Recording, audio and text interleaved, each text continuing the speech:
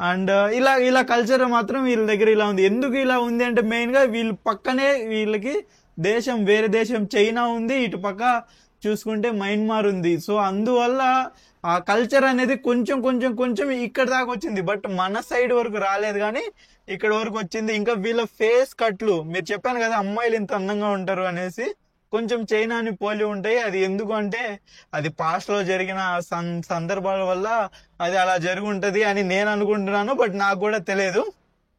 Anyhow నేను చెప్పేది ఏంటంటే ఒకటే, మన అబ్బాయిలకి ఎవరైతే అబ్బాయిలు ఉంటారో ఇక్కడ ఆంధ్ర వాళ్ళు, తెలంగాణ వాళ్ళు, మన కేరళ వాళ్ళు, ఇటు సౌత్ నుంచి వచ్చి చాలా మంది పెళ్లి చేసుకొని సెటిల్ అయిన వాళ్ళు కూడా ఉన్నారు, నేను చూశాను.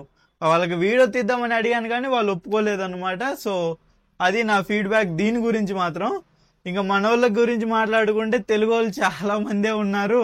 ఎప్పుడైతే టైం పాస్ చేయాలి, ఎప్పుడైతే అమ్మాయిలు కావాలి అని అనుకుంటారో, ఈ వేరే దేశం ఎక్కడికో పోవాల్సిన అవసరం లేదు, డైరెక్ట్ మేఘాలయ రండి, గట్టిగా వారం ఉండండి, ఒక అమ్మాయి పడిపోద్ది, ఆ అమ్మాయిని వేసుకొని తిరిగేయండి, ఉన్నన్ని రోజులు ఉండండి, లేకపోతే వదిలేసి వచ్చేసేయండి అంతే. ఎందుకంటే ఇక్కడ మనం తప్పు అనకూడదు, ఎందుకంటే వీళ్ళ కల్చర్ ఇది.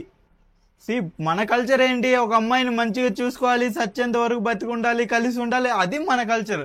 వీళ్ళ కల్చర్ ఏంటంటే ఉన్నన్ని రోజులు హ్యాపీగా ఉండాలి.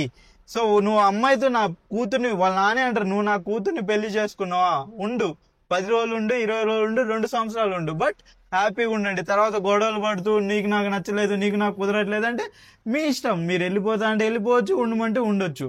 సో అలాగా ఓపెన్ మైండ్ సెట్ తో 100% ఎడ్యుకేషనల్ గా ఉంటారు అనమాట. వీళ్ళు ఎడ్యుకేటెడ్ అయి ఉంటారు. సో ఇలాగా ఇన్ఫర్మేషన్ వీళ్ళ దగ్గర నుంచి నేను తీసుకున్నాను.